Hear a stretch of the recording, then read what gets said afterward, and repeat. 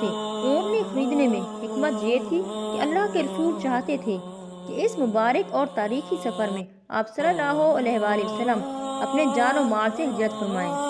قصوہ کو یہ شرف حاصل ہوا کہ آپ نے اس پر سوار ہو کر مکہ مکرمہ سے مدینہ منورہ تک کا وہ عظیم سفر کیا جسے اسلامی تاریخ میں ہجرت کہا جاتا ہے۔ ناظرین گرامی، مدینہ منورہ پہنچ کر رسول اکرم صلی اللہ علیہ وآلہ وسلم نے کعبہ میں قیام فرمایا۔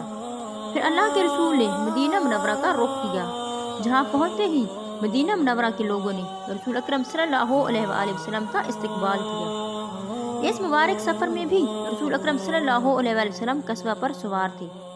انصار اگرچہ دولت مند نہ تھے، مگر ہر ایک کی یہی خواہش تھی کہ حضور اکرم صلی اللہ علیہ وآلہ وسلم اس کے ہاں قیام فرمائے۔ چنانچہ اللہ کے رسول انصار کے جس مقام اور محلے سے گزرتے